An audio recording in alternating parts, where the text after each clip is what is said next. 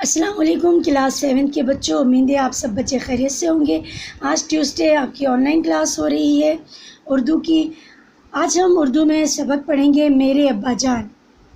ہم اپنے ابا جان کے بارے میں نہیں بلکہ ڈاکٹر جاوید اقبال جو علامہ اقبال کے بیٹے ہیں، ان کی یہ ہمیں بتا رہے ہیں اس سبق میں اپنے ابا جان یعنی علامہ محمد اقبال شاعر مشرق کے بارے میں۔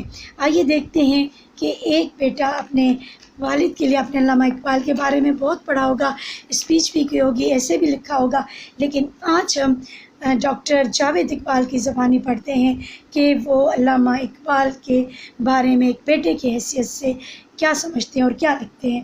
آئیے پڑھتے ہیں۔ یہاں پہ یہ تعارف ہے۔ علامہ محمد اقبال ایک بہترین شاعر، فلسفی، مفکر اور قومی رہنما تھے۔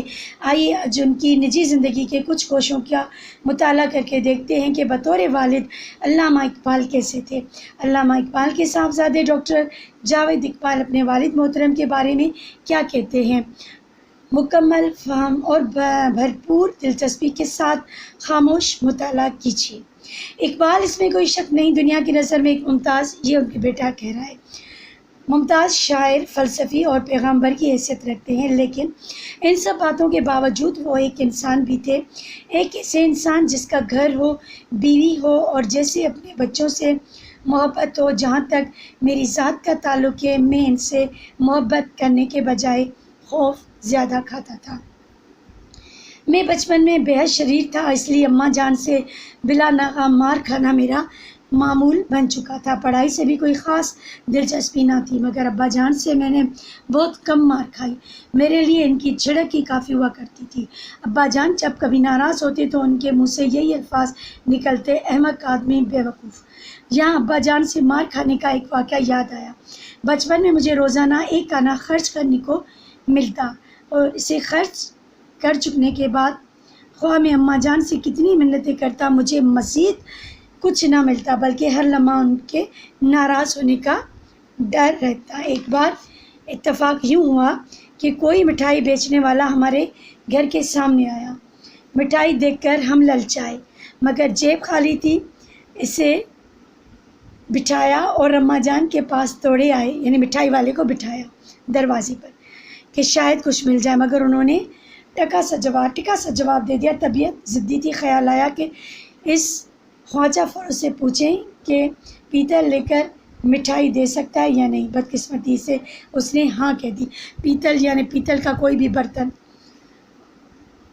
بس پھر کیا تھا، سائے کی طرح ابا جان کے کمرے میں آئے اور ایک طرف پڑے ٹیبل فین کے پیچھے لگے پیتل کے پرزے کو اتار کر خواجہ فروش کو دے آئے اور مٹھائی لے لی۔ لیکن شامت اعمال سے ہمارا شوفر ادھر سے گزر رہا تھا۔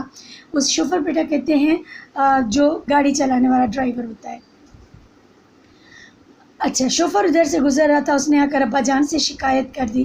ہم خوشی سے اچھلتے کودتے جو گھر میں داخل ہوئے تو اطلاع ملی کہ ابا جان بلا رہے ہیں۔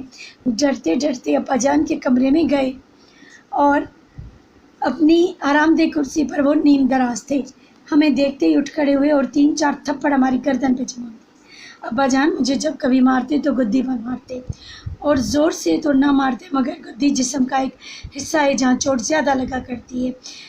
اس کے علاوہ اگر مجھے ان سے کبھی مار کھانے کا اتفاق ہوا ہے تو اس کی وجہ جھوٹ بولنا تھی۔ ہم گھر میں شور نہ مچا سکتے۔ اگر میں اپنے ہم عمر بچوں کے ساتھ باہر دالان میں کبھی کرکٹ کھیل رہا ہوتا تو ہمیں حکم ملتا کہ یہاں مت کھیلو، اور ہم منہ لٹکا کر وہاں سے چل دیتے۔ لیکن بعض اوقات ہمارے کھیل میں خود بھی شریک ہو جایا کرتے تھے۔ ہمارے ہاتھ ان کی طرف گیند پھینکتے پھینکتے تھک جاتے، مگر وہ بلہ تھامے ٹھپ ٹھپ کرتے رہتے۔ ایک بار وہ اندر بیٹھے تھے، ہم نے جو ہٹ لگائی تو گیند دروازے کے شیشے کو توڑتی ہوئی ان کے کمرے میں جا گری۔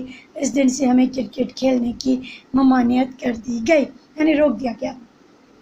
ابا جان کی تمنا تھی کہ میں تقریر کرنا سیکھوں، اس کے علاوہ وہ یہ بھی چاہتے تھے کہ کشتی لڑا کروں۔ اس سلسلے میں میرے لیے گھر میں ایک اکھاڑا بھی کھدوایا گیا تھا۔ پھر بڑی عید کے دن مجھے ہمیشہ تلقین کیا کرتے تھے کہ بکرے ذبح ہوتے وقت میں وہاں موجود رہوں، لیکن ان کا اپنا یہ حال تھا کہ کسی قسم کا خون بہتے نہ دیکھ سکتے تھے. ٹھیک ہے، آج کا سبق علامہ اقبال کے بارے میں، ان کے بیٹے کی زبانی آپ نے پڑھا.